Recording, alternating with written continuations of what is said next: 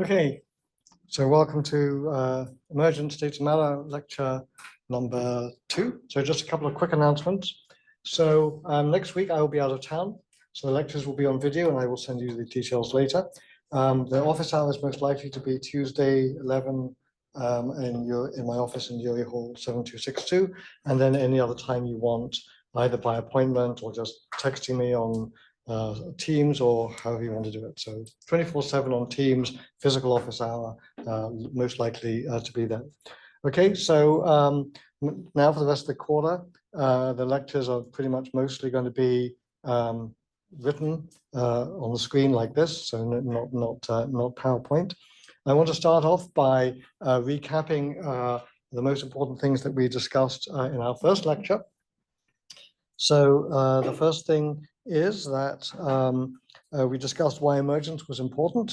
We talked about levels of description. We talked about the task of condensed matter physics, and that's highlighted in the picture at the bottom of the screen. So what you can see there is we had this picture of the macroscopic world being informed and reflecting properties of the microscopic world through phenomenological parameters. And of course, there are multiple microscopic models of reality that correspond to the same macroscopic picture. So you may, for example, have thermodynamics as your macroscopic picture of the world. And then that seems to apply to virtually everything in equilibrium, at least, or near equilibrium, and there's extensions of it. But then you can start to drill down, and even if you don't know that atoms exist, you can still make thermodynamics.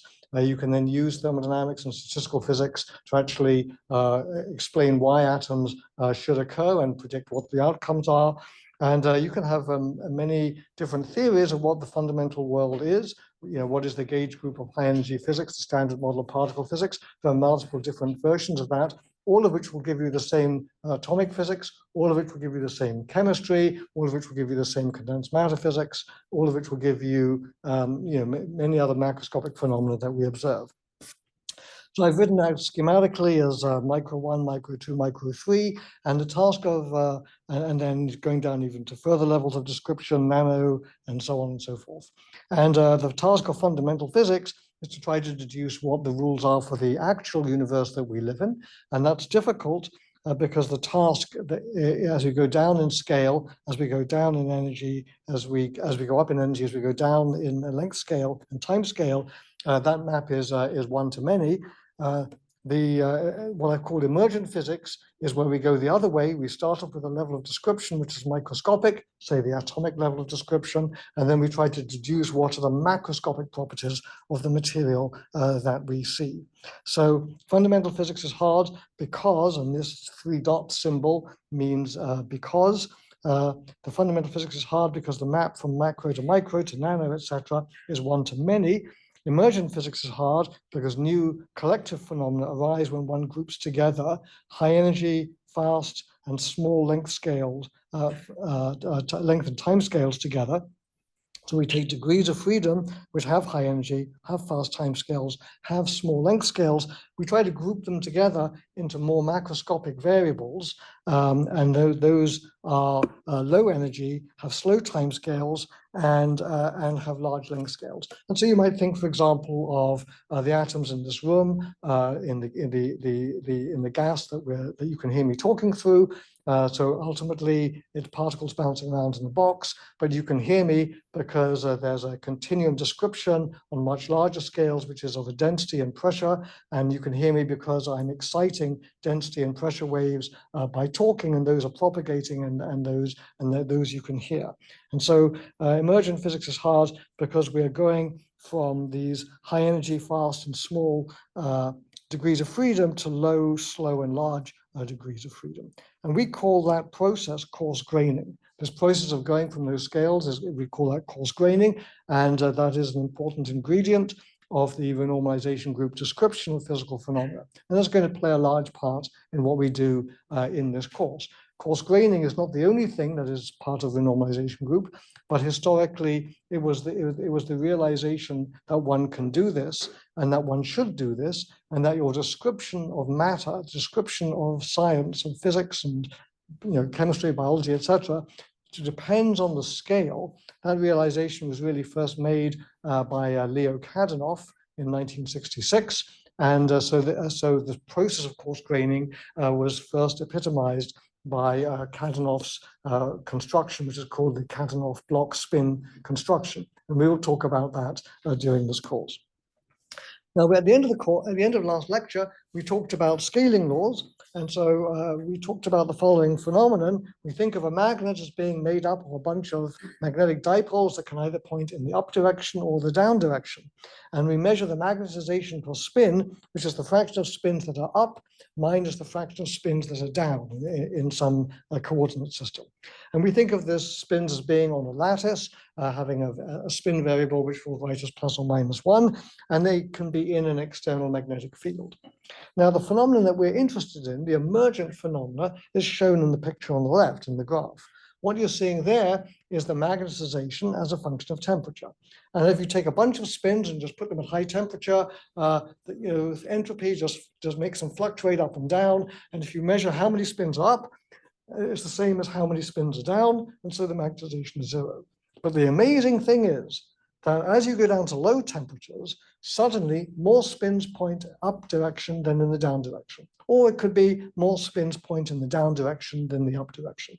That's the emergent phenomena. And the point where that happens is the phase transition phenomena, and that's the temperature Tc. And the question that we're going to be asking in this course is the following. If I look very close to the critical temperature, to the point where the phase transition occurs, what is the behavior of the magnetization as it grows slowly from 0, as you can see in this sketch over here? And at the end, I gave you a challenge. Let's make a theory of this, and I only gave you 10 seconds to make the theory. And I gave you, in fact, a minute. But the way we actually constructed the 10-second theory of this was as follows. We simply said, let's take this graph and let's turn it on its side, 90 degrees. So I've got temperature now as a function of the magnetization rather than magnetization as a function of temperature. Now, the spins can point either up or down equally well. So this curve over here is symmetrical. And so then I said, well, if we expand the temperature as a function of the magnetization close to Tc, then that should have the following form. Let's make this thing go away. What I really want is, why can't I see my colors? What I really want is this. So what I really want to do then is make an expansion of the temperature around that. So that we'll say it's going to be Tc, and it's a curve that's pointing down. It has to be even, so the first term has to be m squared. There are higher order terms that have to be m to the 4th.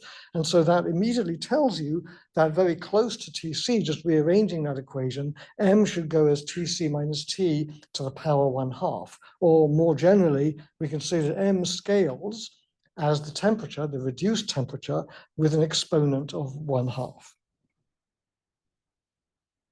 So that's the picture, and we say m scales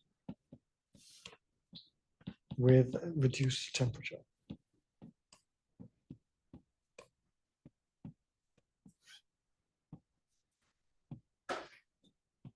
And when I talk about the reduced temperature, that's defined by this.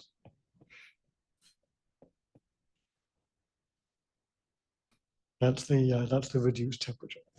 Okay, so that is our picture, and that's our prediction. And it only took us 10 seconds to make that prediction, but unfortunately, it's completely wrong. Okay, we know this for sure. Okay, it took a long time for people to be able to do the experiments to really show this, and then to be able to work out computer simulations. But we know that experimentally, this exponent beta is actually not a half at all. It's 0.326 plus or minus something. I've got the number over there, and it may be even more precise than that these days. Now, the real reason why this course is given and why this subject is so important is that the first question you should ask is, how is this possible? Because to make this prediction, this 10 seconds theory, we virtually didn't need any information whatsoever. All we used, in fact, was the up-down symmetry of the system. We said that t is an even function of m, and from that we deduced we deduced this result. So clearly something is very strange here, and the purpose of this course is to understand what that is. Now we're going to delve into that in huge detail, but I don't want to, I'm not going to spoil the surprise, but I do want to say there is one other assumption that we made. So can anybody here say, what do they think was the other assumption that we made when we made our 10-second theory of the phase transition? So go ahead. And by the way, when you answer questions, say your name so I learn your name. Some of them I know. I'm Frank. And something about being able to write it as a Taylor expansion, like maybe something about the smoothness of it around the point. Yes, exactly. So Frank said, we made an assumption about the smoothness that we could make a Taylor expansion. Well, what would be a more technical name for what the concept that you're just talking about? That it's analytic. That is analytic. So there's very good. So thank you. So this is we assumed something else, and what we assumed was that m of t is an analytic function.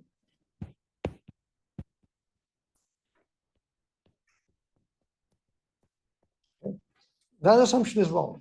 Okay. In fact, phase transitions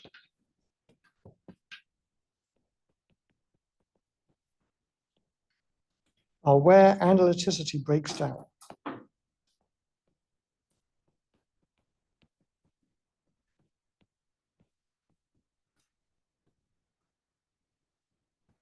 So what I mean by that is, if I construct the partition function of the system as a function of variables like beta and h, maybe the number of particles, the volume, etc., this is the partition function is e to the minus beta times the Helmholtz free energy of the system, and this function is not analytic.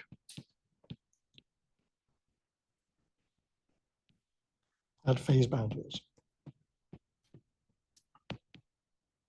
When I say analytic, I literally mean not analytic in the sense of complex variables. Okay, and we will talk some more about that. Okay, so I don't want to go into further down that route. I want to now talk about scaling. So the next topic I want to present to you is scaling, and in particular the connection between scaling and a dimensional analysis.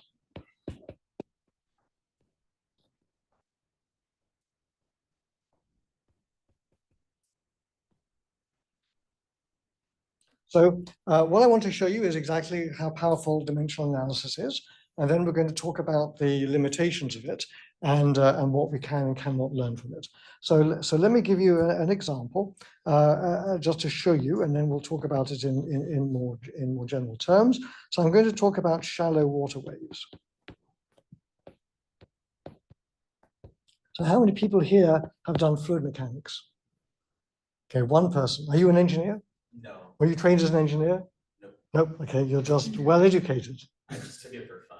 You just took it for fun. Okay, we never make anybody take fluid mechanics these days, which is a shame because virtually everything. Well, never mind. I love fluid mechanics. So let's talk about shallow water waves. Now, the fact that most of you don't know anything about it is not an impediment for you to be able to make predictions about it. Okay, so let's see how we can get something from nothing. Okay, if you had to have a subtitle for this course, it's something from nothing. And in fact, when I gave a lecture in the American Physical Society March meeting, when I was awarded the APS Kadanoff Prize, I called my lecture "Something from Nothing," or something from quote almost nothing. Okay, so let's just see how this works here. So here is the system. So we have a channel, and then there is some fluid, and it makes some wave. So it's a fluid. All fluids are blue, and the wave has some wavelength, which we can write down as lambda, and the wave propagates with some speed c. There's gravity pulling down here, and the height of the water if I look at the average height of the water, we'll call that h. Okay, so we're going to, so it's going to be shallow. We're going to neglect viscosity. And we're also going to neglect surface tension. So that all of those things can matter and can give you different sorts of waves, but we're just going to look at something different like this. And I'm going to tell you what the result is. So the question is, what is the speed of the wave? That's what we want to know. And I'll tell you what the answer is. The answer is that c squared is equal to g times the depth of the water, the h. And we could say that c scales like the square root of h. So that would be a scaling law. And we know that the scaling law has a regime of validity. So this we know is valid for shallow water. At least that's the claim. So excuse me, I'm still suffering from COVID, which I caught a month ago. So I apologize for that. So let's. I'm not infectious or anything like this. But let's talk about then where the scaling law comes from. So this would be an example of the scaling law. How do we know this? Well, in fact, the exact result I can write down, and that is the following: c squared. I'm going to write it down like this: g lambda over 2 pi hyperbolic tangent of 2 pi h over lambda. So that's a result that you can derive if you do know fluid mechanics. And now we can start to see how the result, the scaling law, arises. So the scaling law arises because we can do asymptotics on this.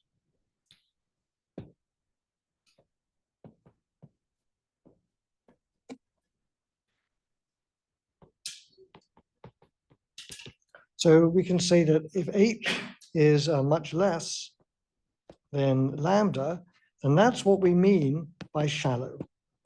Okay, so when we've talked about shallow, that means the water depth is not very big, but of course that's a meaningless statement for a physicist. Not very big with respect to what? The answer is not very big with respect to the wavelength of the wave. So when h is much less than lambda, then I can write down that c squared is equal to g lambda over 2 pi. And then I can do a Taylor expansion of the hyperbolic tangent. So I get 2 pi h over lambda, and then there's higher order terms. There's higher order terms of order h over lambda. In this case, they're actually cubed. They could be just squared. And so what that means is that then if I look at the lowest order terms, then what that then tells me is that c squared is g lambda over 2 pi times 2 pi h over lambda plus higher order terms, HOT, and that gives you the lambda cancels out, and I get g times h, and that's the result that I had told you before. Okay, so what I've just shown you is that when we talk about a scaling law, it's always valid in an asymptotic limit.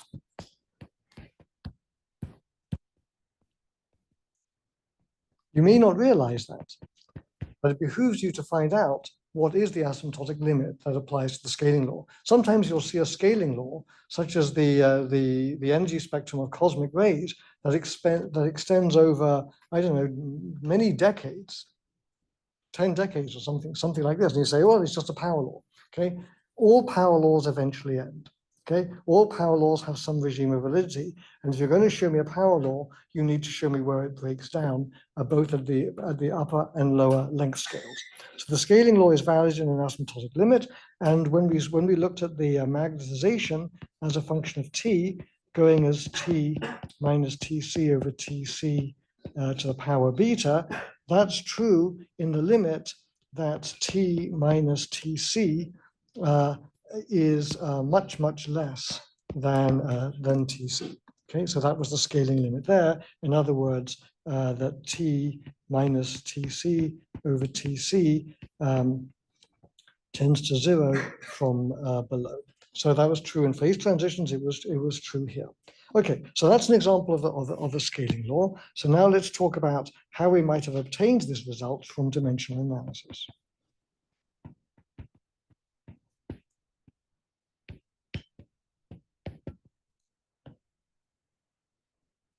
So the dimensional analysis really starts with one basic law, and that is that a dimensionless quantity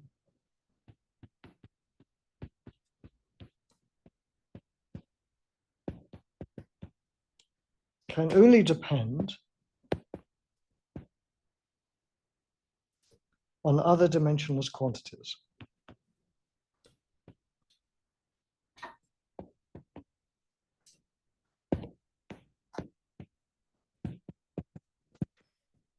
So let's give you an example. Suppose I told you that y is equal to e to the x. So there's a relationship between two variables. Y goes to e to the x.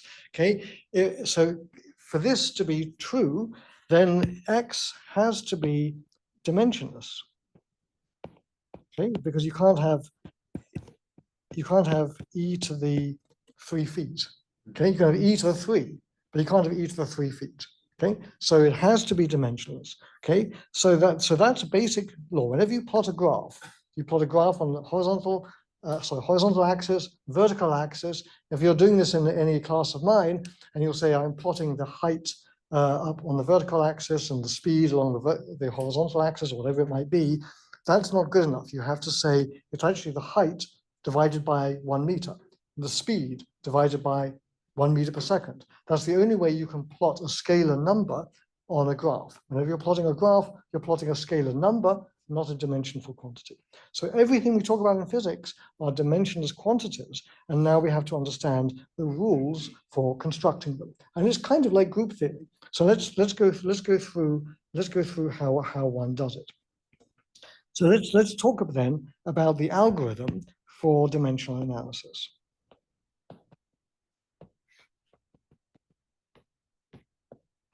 So the algorithm goes like this. Step 1, take all your variables, and we'll do this in a minute for the water wave problem.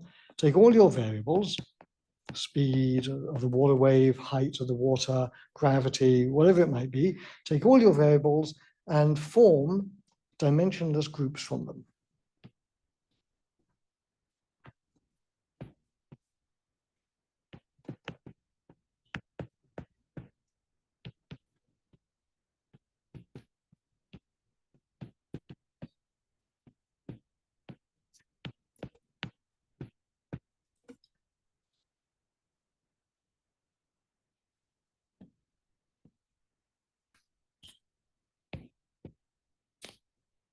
Okay, so let's call those dimensionless groups. Let's call those dimensionless groups pi. So we could say pi, pi 1, pi 2, and so on up to pi n. And I'm going to do this for you explicitly in a minute. So pi might be the thing that you want to know, like the pressure or the speed or whatever. And then pi 1 or pi 2 might be a dimensionless variable representing the height or representing gravity, whatever it might be. So we'll call them like that. And so this thing here is what you want to calculate.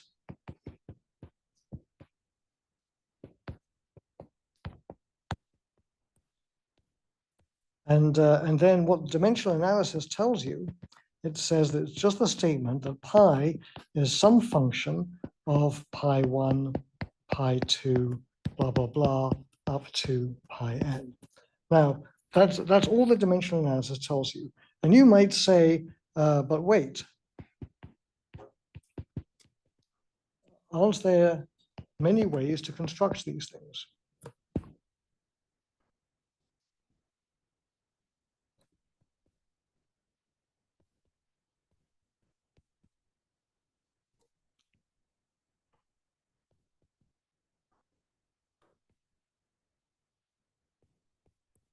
And the answer is yes, absolutely right. And we'll see that in a minute. Okay, so that's what dimensional analysis tells you. So let's give an example.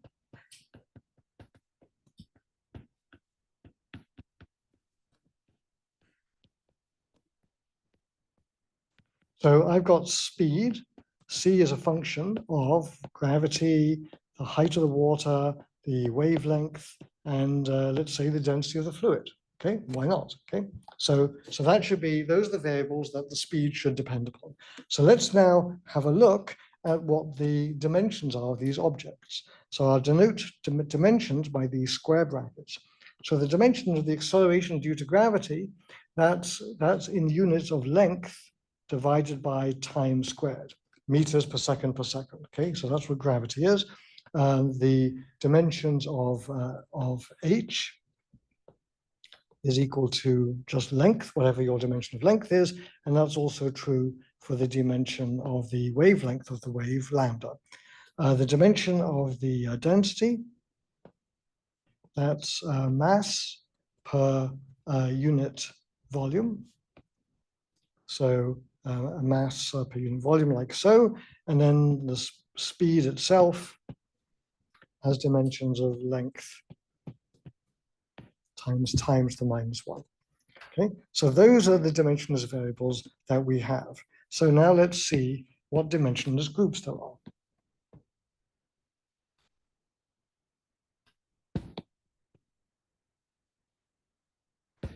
So I'm going to say, well, why don't we make pi be defined as c over g h to the power 1/2.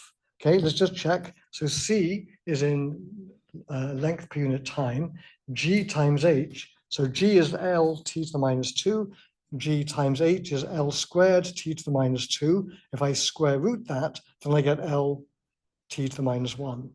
So c over gh to the half, this is dimensionless.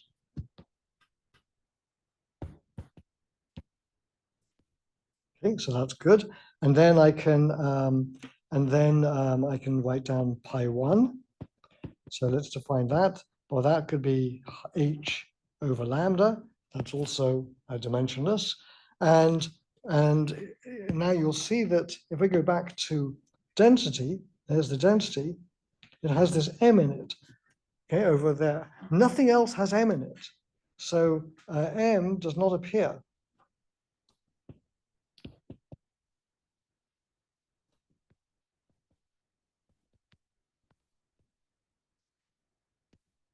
So that means that there's no dimensionless group I can construct with rho, which means that rho cannot appear in this formula.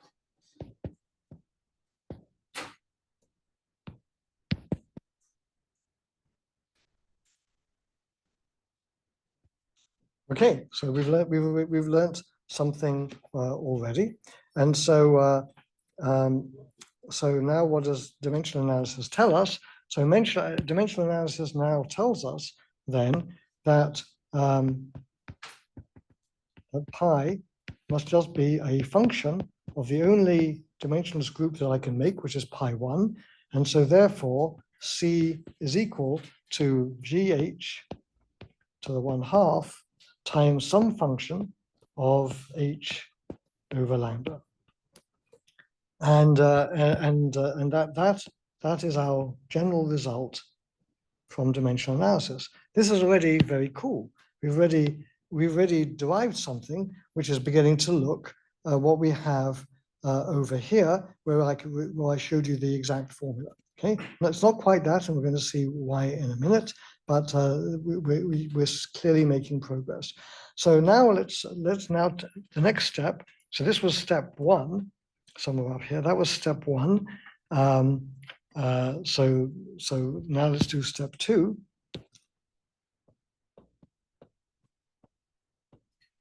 Well, actually, I'd say this is step one. So writing this down is step two. Okay, so let's now do step three. Step three is optional. And step three is take an asymptotic limit.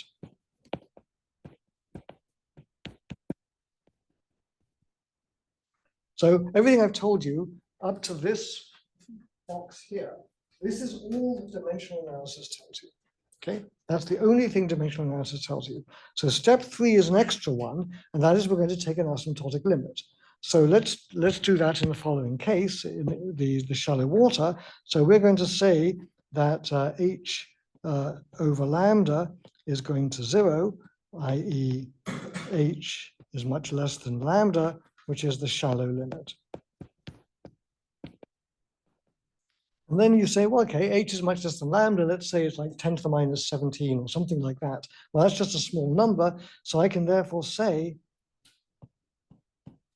that c is equal to g h to the 1/2 times whatever this function is evaluated at the origin. And that number f of 0 is just some constant.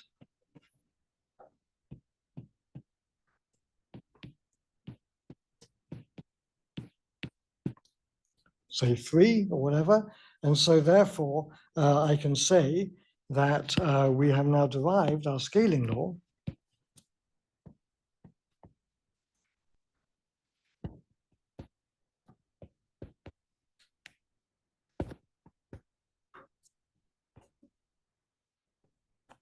C is scaling like the square root of h, or in particular, C is proportional to GH to the 1/2 power.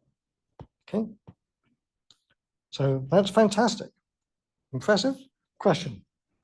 Say your name first before you ask the question. Serious? You could have written other. Yes, I could. I'll come to that in just 30 seconds. Okay. Actually, maybe a bit, maybe 1 minute. Okay. But you're absolutely right to ask the question. We could have done this a different way and got a completely different result. And that's a very important point. I'm going to explain. I've deliberately done this to make you understand that there's something else that needs to be explained here. Okay. Any other question about this derivation? Okay. Does everybody buy it? Did we derive the scaling law?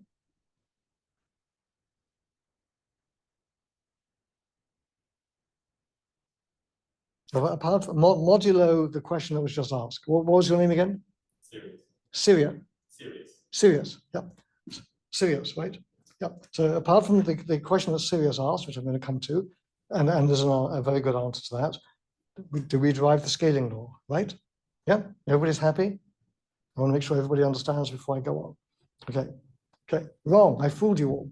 Okay. Okay. We made a very strong assumption.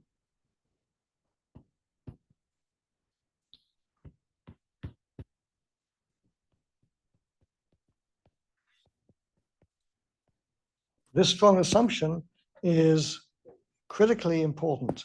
It's a hidden assumption. Okay, it's a hidden assumption. It's so hidden that most people, even today, do not know that we have made this assumption. Most practicing physicists will do this argument and derive all sorts of interesting results, and they will not realize that they've made an assumption. Okay, so what is the assumption that we've made? We made the assumption that if I take the limit of pi1 goes to 0 of this function f of pi1, we've assumed that that is a regular limit. Now you might say, okay, look, okay, come on, we're physicists, we're not mathematicians, okay? This isn't a class in real analysis, okay?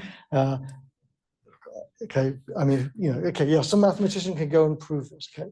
No, this is a physical assumption, okay? This is a physical assumption that we've made, and in fact, most of the time it's wrong, okay? And all the physical phenomena that are super interesting and super hard, the ones that we haven't solved yet or only recently solved, they're examples of where this assumption breaks down. This whole course is about problems where this assumption breaks down, where a very, very innocuous assumption breaks down, and it breaks down for reasons that are crazy. Okay. So we've assumed that, and it turns out in this problem it is correct. Okay, but in this course,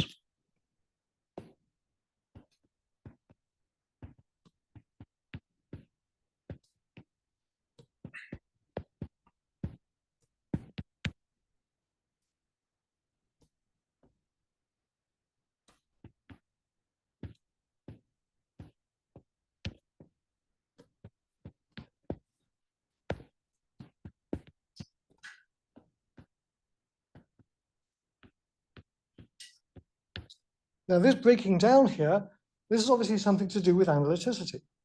Remember the first question that we talked about in today's lecture, the 10-second theory of phase transitions. Okay, we discovered that we'd made a mistake in doing that.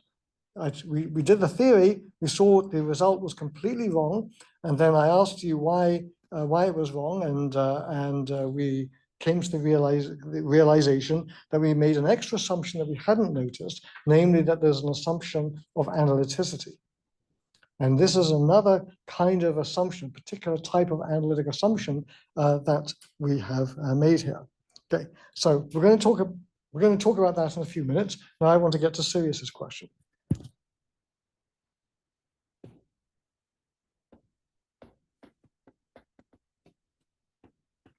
So the question that you asked, quite correctly, was about the uniqueness of the choice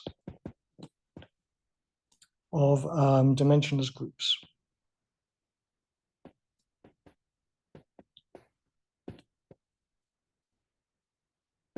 So let's phrase that in a different way. Suppose we used lambda, not h, in our variable pi. Okay, so let's just go back here. Oh, I don't need to, there, it's always on the screen. So here's the variable pi over here. And that variable pi has the h in it. Suppose we'd used lambda. Could have done it. H and lambda have the same dimensions. So then what would we have got? So we would have got something like this. We would have got that c is equal to g lambda to the 1/2 times some function of h over lambda. But I'm going to write this function, I'm going to call it f tilde, so you don't think it's the same function as the one we had before, because it may be or may not be. We're going to see. Okay, so let's suppose that we'd follow this line of logic, we'd written this down, and now we said, okay, now let's take the limit as we take the shallow limit. So now we're going to say, now what happens in the shallow limit?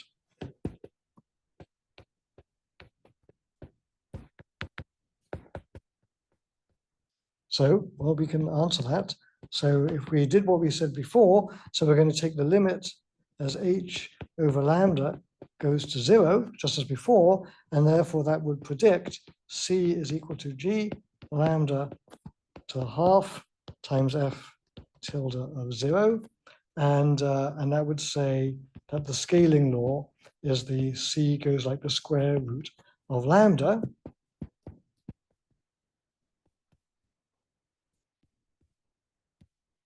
And that's the question that Sirius was asking. And the question is, wait, this seems right, but we actually know it's wrong. And the reason we know it's wrong is because I told you, here is the formula that you get from fluid mechanics. If you do the real fluid mechanics, you get this formula, and when you do the expansion, the asymptotic expansion, lambda cancels out, and you just get h there. So we know that the correct answer is the one we got before, and it's not this one. Okay, it's not this. So what went wrong? So the answer is so no, this is wrong.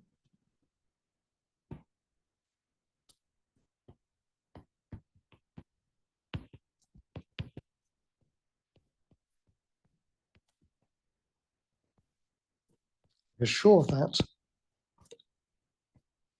because we know the exact result.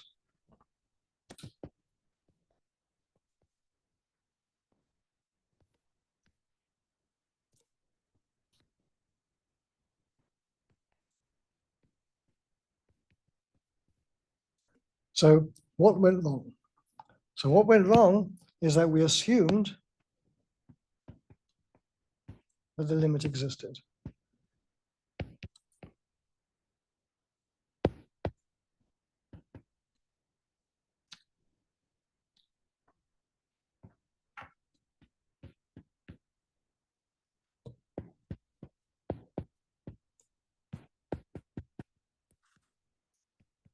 And it doesn't. So the reason, why doesn't it?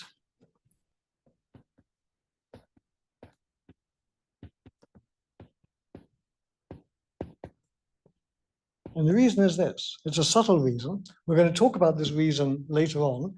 But this will be the first time that you've seen this reason. This is not correct because what we would expect is that in the shallow limit,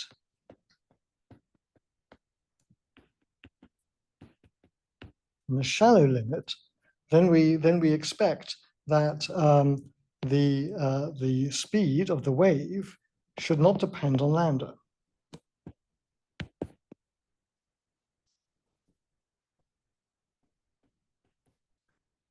And why is that? Well, if I take the depth fixed, then h going to h over lambda going to 0 means that lambda is going to infinity.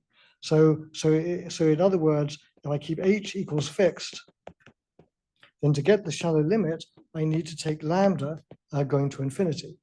Now, if lambda goes to infinity, then we have a problem because you can see here that the speed will then go to infinity. So that would predict c would go to infinity. Now, maybe that's right, but what we know is that when we take a shallow wave, the wave exists and it's going at a regular speed. So this is not seen. And so what must happen is the only way to avoid this nonsense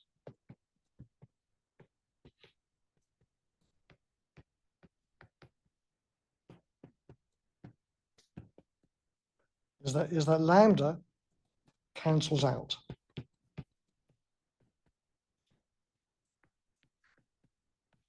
Okay. Now, how can lambda cancel out? Let's have a look. So basically, as I take the limit h over lambda goes to 0, and I've got c equals g lambda to the 1/2 times a function of h over lambda, f tilde over lambda, then as I take that limit, h equals fixed, lambda going to infinity, then we need that f tilde as a function of its argument must have a square root singularity. Why? If f goes like the square root of x, then what happens is h over lambda will go like the square root of h over lambda. The square root of lambda will cancel out the square root of lambda out in front, and then what I'm left with is the square root of h on top. So in other words, I can say f tilde of x must be going as x to the 1/2 times some other function, which I'll write as f of x in the limit as x goes to 0. And this function f of x is a different function. This function f of x is analytic and regular as x goes to 0. In other words, that means that f of 0 exists. So here's another notation for you. This means there exists. That's what this backwards e means. And before I told you this thing, that means because. So those are notations. Okay, so now just going back to finish the thought. So what this means then is if we apply this logic, then C goes as G lambda to the 1/2 times H over lambda to the 1/2 times some function f of 0, where f is now a regular at the origin, and so we get back GH as we had before. And so this argument that to avoid a impossible and ridiculous result, which is either 0 or infinity, but to get something that's finite, this argument is what I'm going to call a scaling argument. So we're going to say that this argument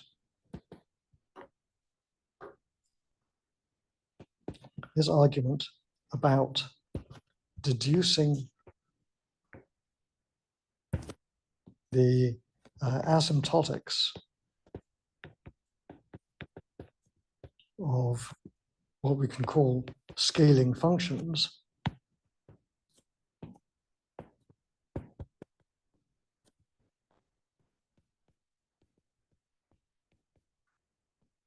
like this function that I introduced, f tilde of x, we'll call those things scaling functions. This argument, we will call this the scaling argument.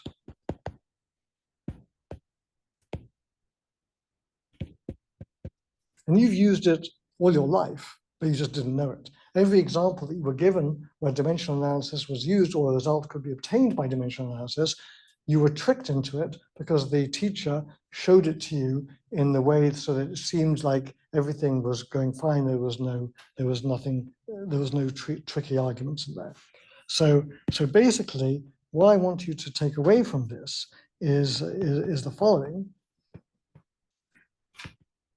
Take-home message is one, DA, dimensional analysis, tells you the functional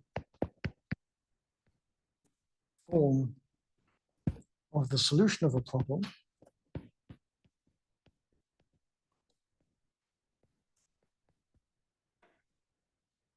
And no more.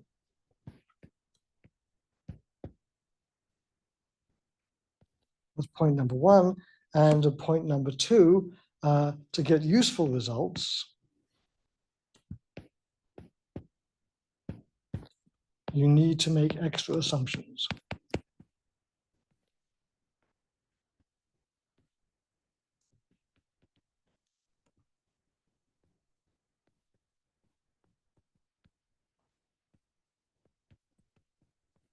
Those extra assumptions about the asymptotics. So now let's categorize those assumptions. Okay, so it's not. This isn't to say that the type of argument that we use in dimensional analysis isn't important. It's just that we have to be very careful about the assumptions. In the first homework problem, I'm going to give you some examples. I'm going to change it from last year. I'm going to give you one example, which is to derive what is the main result in fluid turbulence. How many people here know about fluid turbulence? Okay, none of you do because you've never taken fluid mechanics, but you know it's swirly wordy things. Okay, and it's very unpleasant when you go through it in a plane. Okay, nevertheless, you are perfectly capable of deriving the most famous result in fluid turbulence using things that I've taught you, and I'll get you to do that in the first homework. So you need an extra assumption, and we're going to classify what those assumptions are. So let's go ahead and do that.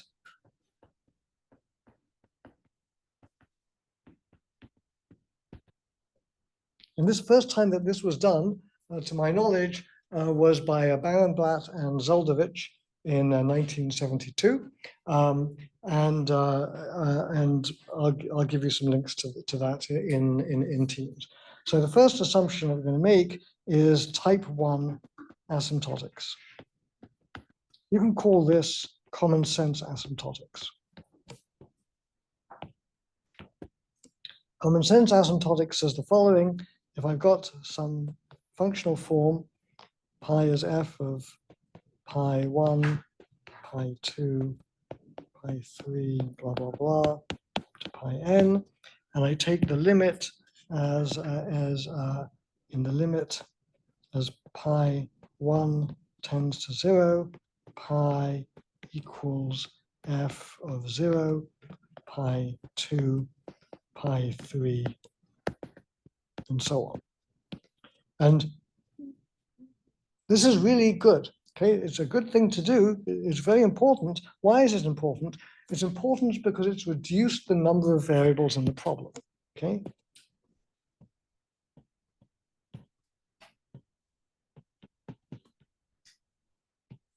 We saw that in the water waves.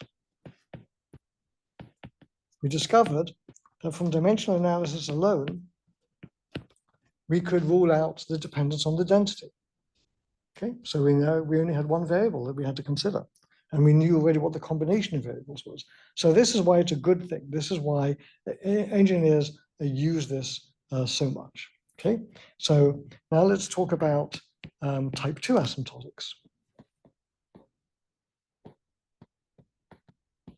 So type 2 is the breakdown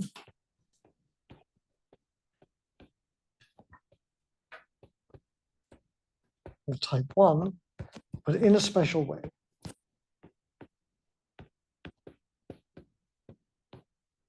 So we can think of what happens in type 1. Sometimes type 1 is sometimes called complete similarity.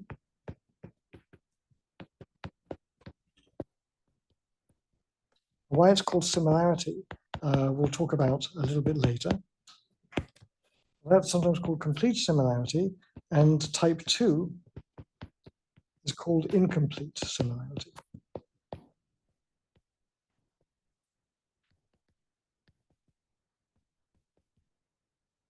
And sometimes it's also called intermediate asymptotics of the second kind, or intermediate asymptotics of the first kind.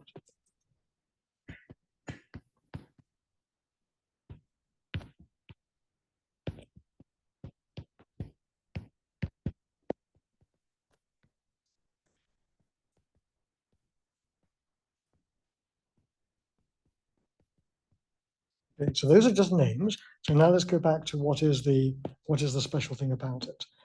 Here is the special way that it can break down. Type 2 is this, that in the limit, as we take the limit, as pi 1 goes to 0 of pi, it goes like this. Pi 1 to the exponent alpha times some new function, let's call it f, of pi 2 over pi 1 to the alpha 2, pi 3 over pi 1 to the alpha 3, blah, blah, blah, up to pi n over pi 1 to the alpha n. Okay, so that is a very particular way that this can break down. You might say, where would this ever come from? We'll talk about that and see where it comes from. So these are exponents, alpha, alpha 2, alpha 3, alpha n. So those are exponents. And you might say, well, what are these exponents? So there's two questions. Where did this come from?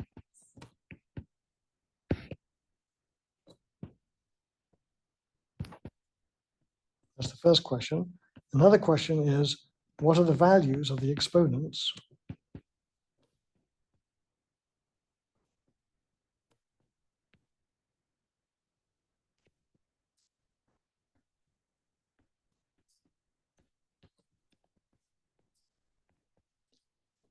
So you might think to yourself, well, you know, we just saw in the first part of the lecture that I can deduce scaling laws, I can deduce power laws, I can deduce the power law of exponents by doing dimensional analysis. So why don't we just get these exponents by dimensional analysis?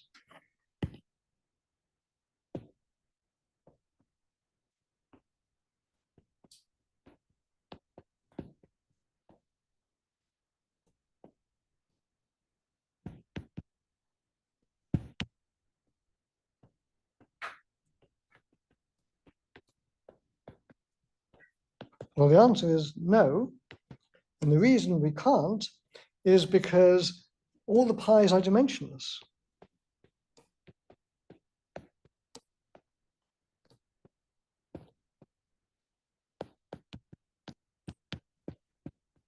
So we can't use dimensional analysis because nothing's got dimensions. So in fact, the only way to compute them is you have to solve the problem.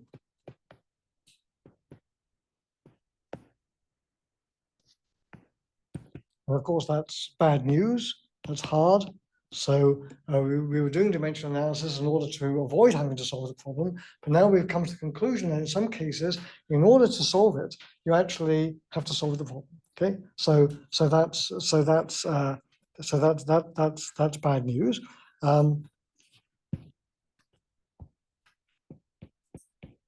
Okay, well, you might say, well, okay, so who cares? And the answer of who cares is we do. Okay, because it is a class on phase transitions.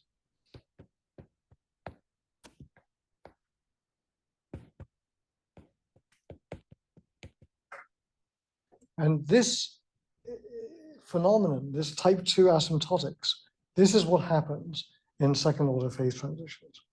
Okay, but suppose this was a class on fluid mechanics. We'd also care because this happens in turbulence.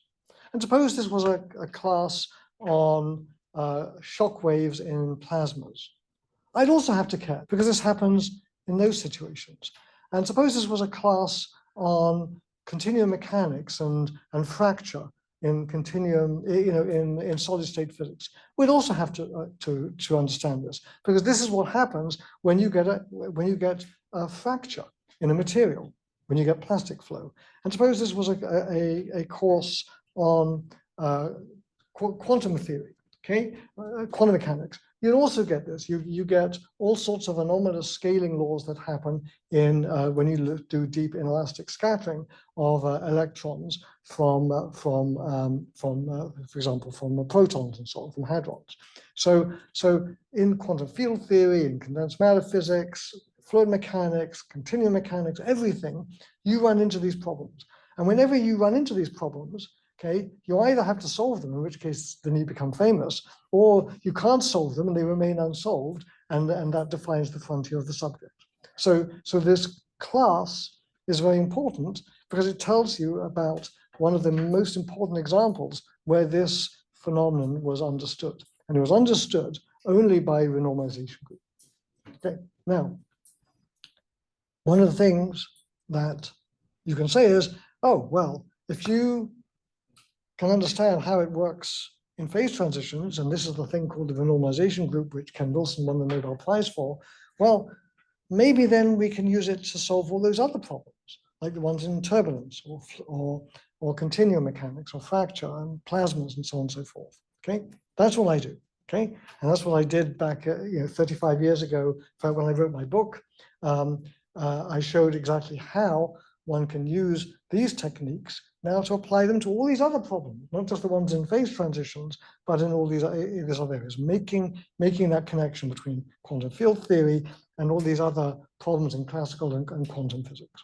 Okay, so you can do that, and at the end of this quarter, I'll show you examples of how to do that. Okay, and it's in chapter 10 of my book, an introduction to that, but there's a lot more that was done since then.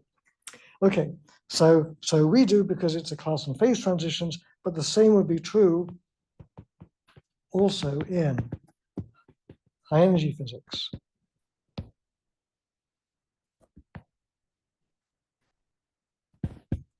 So deep inelastic scattering.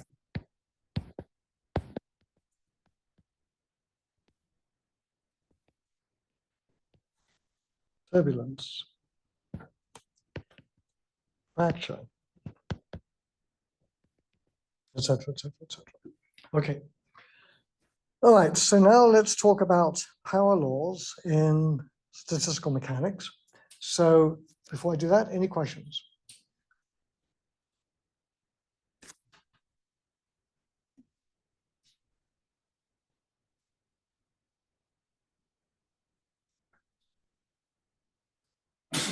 Listen.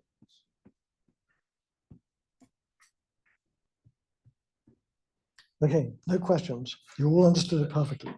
Yes. Say your name. I'm Hadong, but you can call me Hadong. HD. It's better. Hadong what? Hadong, but you can call me HD if you want. Hadong is fine. Yes. I won't remember it. I won't remember HD either, but eventually I'll remember it. Okay, Hadong, the question. So the question is like, we can say pi1 is, let's say, GH half, Mhm. but we can also call like pi1 is GH, like the O power, like O power. Yes, like, yes, you can. Yes. So. Yes, so you could have chosen pi, the other thing squared, Yeah. divided by, yes. And so of course, the thing is this, when you have these combinations, Yeah. you can multiply them together in different ways, Yeah. okay? Because they're all dimensionless. Yeah, I see. Is that related to the second type of the? No, because, okay, I didn't tell you this. These exponents, these alphas and alpha twos and so on and so forth. Yeah. They turn out not to be like one or half or squared or something like that. I see. Okay, they turn out to be solutions of an eigenvalue problem, a nonlinear eigenvalue problem. Okay, and another way to calculate them is by using the approximation methods from renormalization groups, such as the epsilon expansion and things like this. So yeah, good point. So these exponents, these alphas, are often transcendental numbers.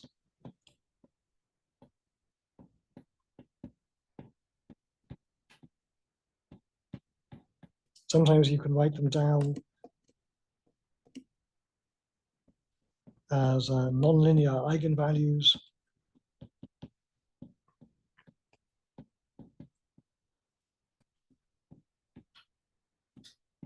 They come about in a very specific way, and it's not easy to know how to calculate them. Okay. Okay. And we'll see how to calculate them in phase transitions. Okay. Any other questions? Okay. So One more question. yes. I just wanted to make sure- Name? Cindy. Cindy. I just want to make sure I understand the thought concept fully. So should we see the complete similarity situation as a special case where all of the exponents equal to zero when Yeah, goes to yeah. zero? The complete similarity is a special case of the incomplete similarity. Yeah, yeah. I didn't mention another example of incomplete similarity occurs in electricity and magnetism. Okay, you'd think, how is it possible? You know everything about electric. How many of you people have done an E&M? You all had to do it because you can't graduate without taking it, right? Okay, okay. Did you ever run into this problem? No, no. Okay. Did you ever try to work out the capacitance or the electric field of a wedge?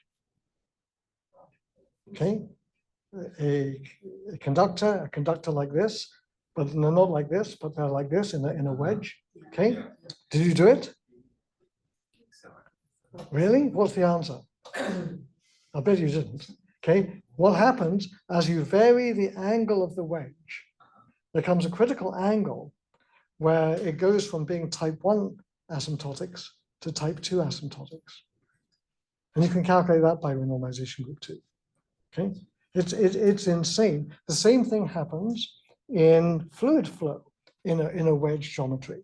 What happens is that the flow is a continuous function of the angle until once you get beyond a certain point, the flow breaks down into an array of vortices circulating inside that wedge.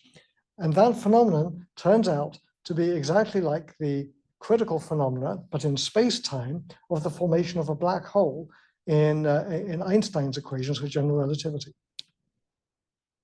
Even general relativity has this phenomenon. Everything has this. Okay. Okay. All right. So there's a lot to say about it. Okay, but I'm not going to. So you can talk about. You can find all these problems. I can help you find them when you do your term essay for this class. Write about these problems. They're fantastically interesting. And right. So let's go on to the next topic.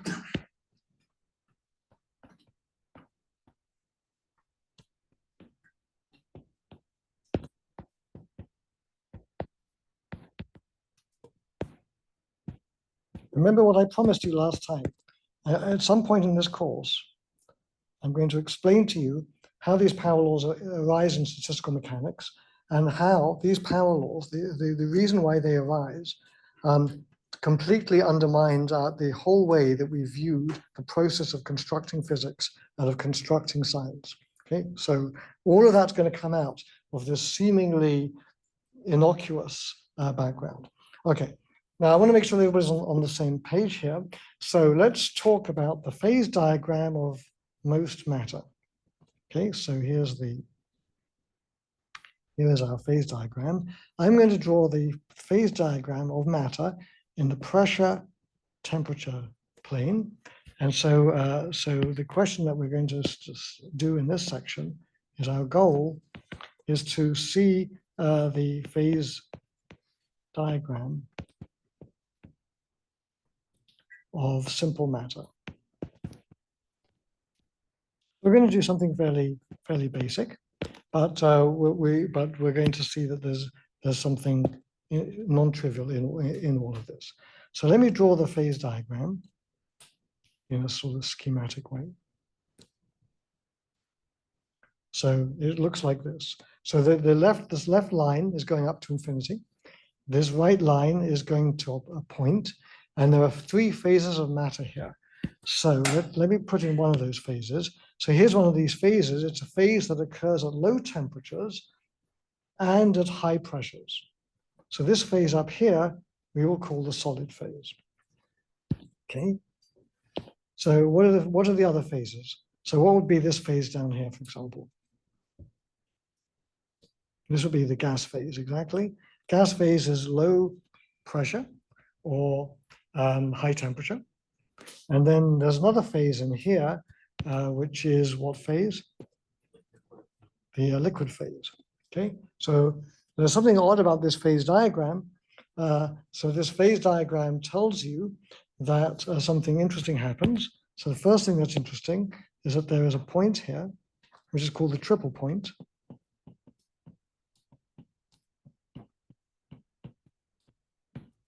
And then there's another point on this diagram, which is, let's do it in purple, whatever this color is. This one is the so-called critical point.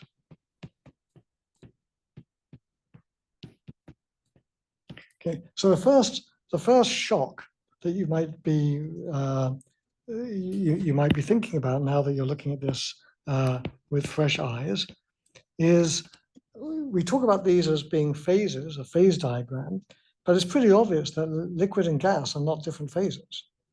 Okay, so the first point is that the phase boundaries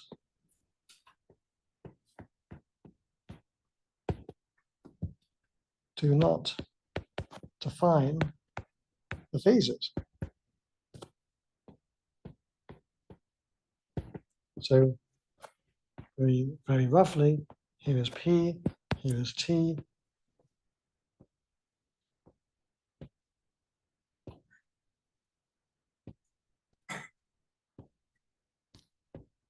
So here's my phase boundary drawn as again.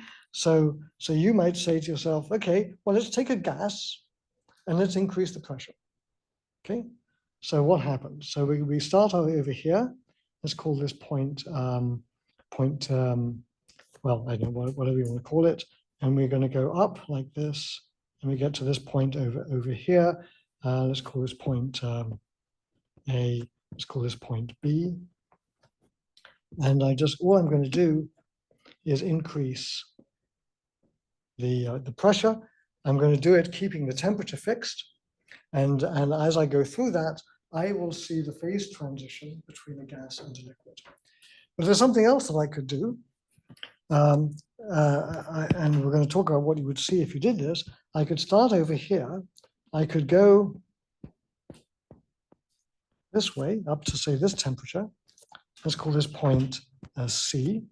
Then I could go up here to this point D. And then I could go down from this point D to this point B like this.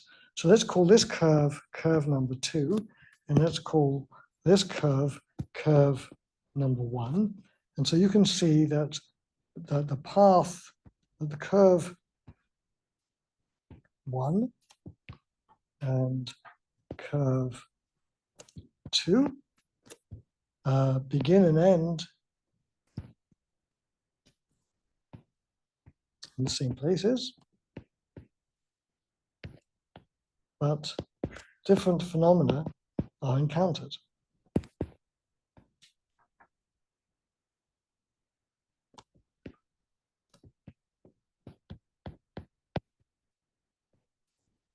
So I want to talk about that in a little bit of detail. Okay, so let's see what we mean here. So let's draw a picture of what we would expect if we did curve number 1.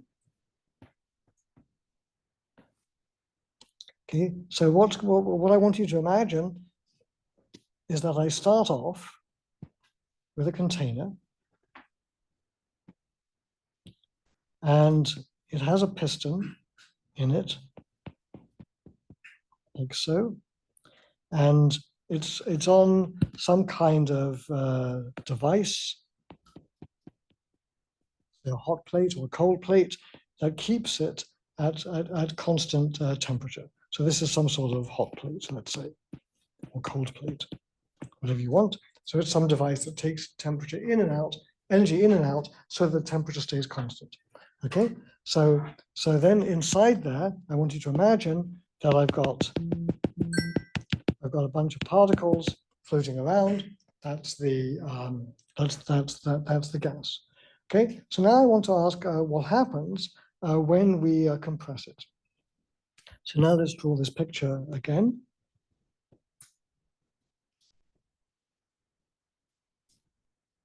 So now I want you to imagine that I've compressed it. So here's now my piston. I've still got my heater, keeping it at constant temperature like this. And what do I expect is going to happen? Well, the readout of this experiment would be that I measure what is what is the pressure in the system as I reduce the volume. Okay, so let me put this over here. So this is page 16. So the readout is the pressure that I measure. So, and this pressure is measured as a function of the volume. Okay, so I'm reducing the volume of the system. So let's draw that graph over here.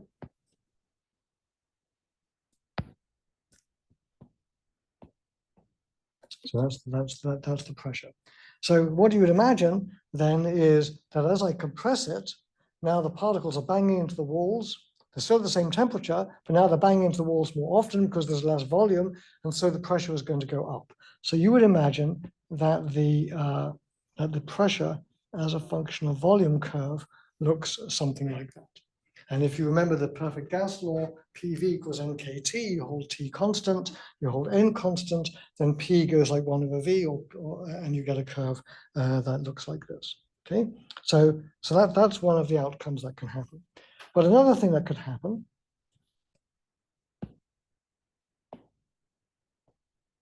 is that actually I'm at a lower temperature than the critical temperature. So the picture I've drawn here might be true for T greater than Tc. We'll say exactly what that is in a minute.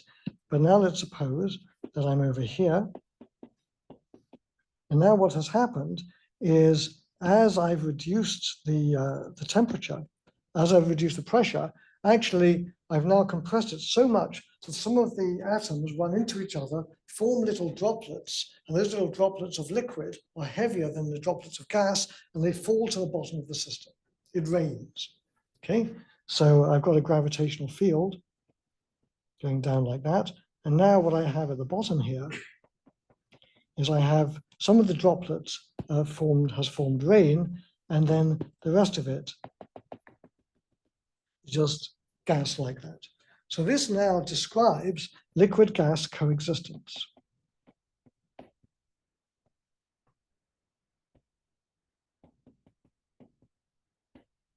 So on this graph over here, what that means is I have actually got to this point up here.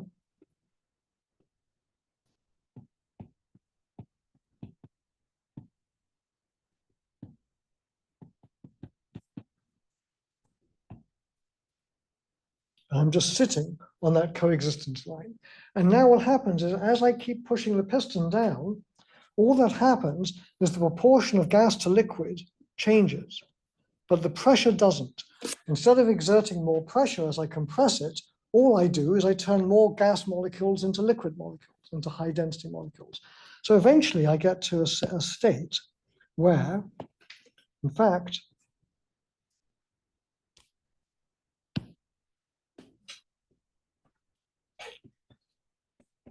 all of the fluid has now turned into liquid, and the piston is down over here. So now I've turned everything into liquid, and over here, everything is in the gas phase. So let's have a look at then at what happens. Once I've done that, well, what do we expect to happen then? So what I just told you is that over here, what I'm going to see is the following. First of all, I'm compressing the gas. So the volume, the pressure is going up. But then I get to this special point where now, as I compress the system, I make the volume smaller and smaller.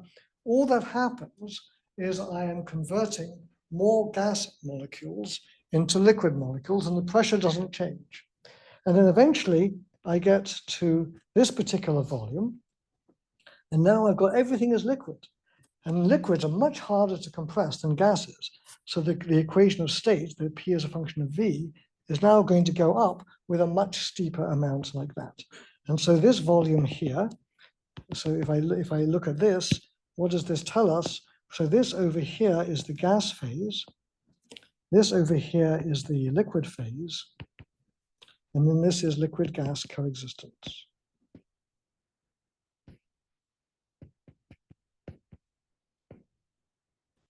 Okay, and this is true, this picture is true when T is less than Tc.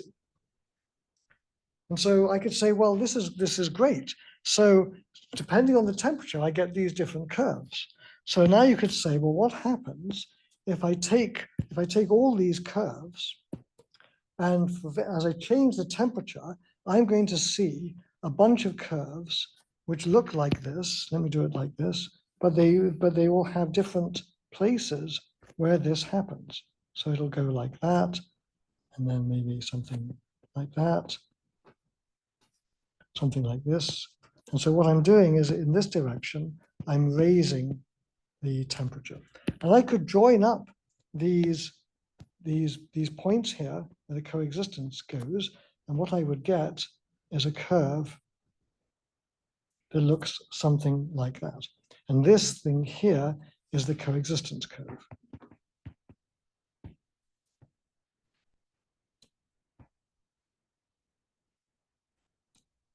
So what I know is I'll add that coexistence curve, and I'm nearly finished. At that coexistence curve, there's two things that coexist. One is liquid and one is gas, and they have different densities. So I could plot this coexistence curve in the following way. What I would plot is the density, rho, and I would plot the temperature, T. And then what I've seen is that there's a critical temperature, and then below that critical temperature, let's say over here, there's two coexisting phases. One is the density of the gas, which is a low density. One is the density of the liquid, which is a high density. And now if I go to a different temperature, then this curve goes like that.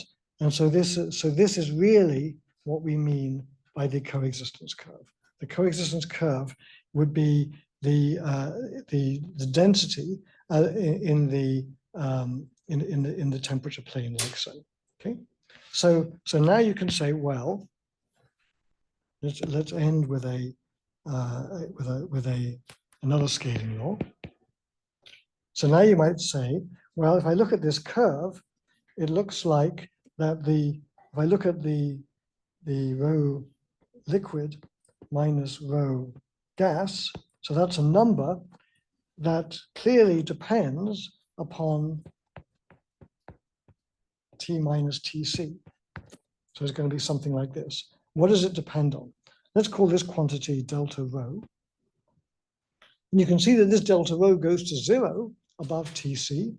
So this delta rho turns out, you might say, well, what does it depend on? So you might say, well, I know, this is just like what we did last time. This looks like a 11. So you should go like to the square root power.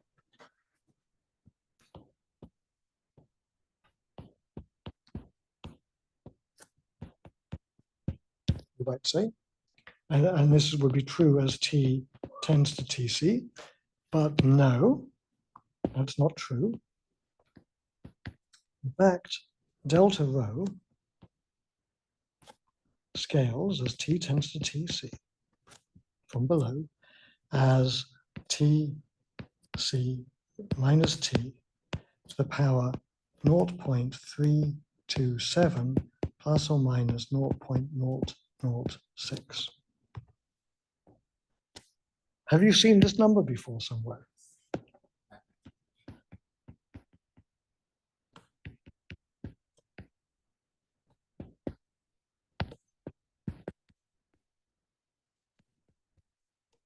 The answer is yes. You've seen it before. This was the same as the magnetization in a magnet.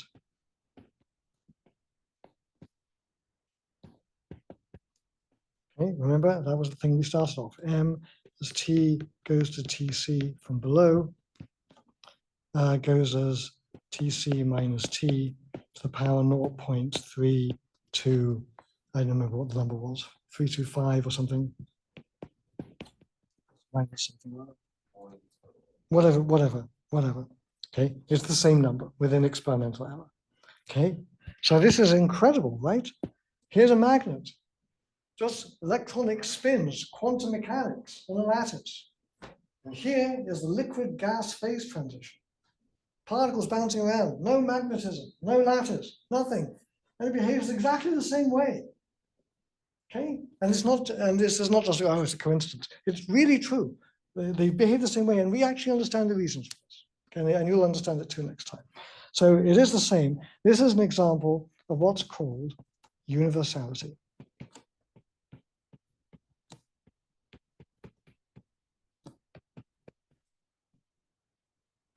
So next time we'll begin, we'll talk a little bit about what we mean by universality. There's two types of universality, and we'll talk about that, and we'll see how this comes about. Okay, so I will be sending out homework 1, which will be some exercises on scaling, and I will also be sending you out a sheet telling you how to get a grade A in this class. Okay, and how to do the homework assignments. Okay, so I'll be sending out a bunch of stuff. I'll send you those out by email. So check your emails. Okay, that's all for today.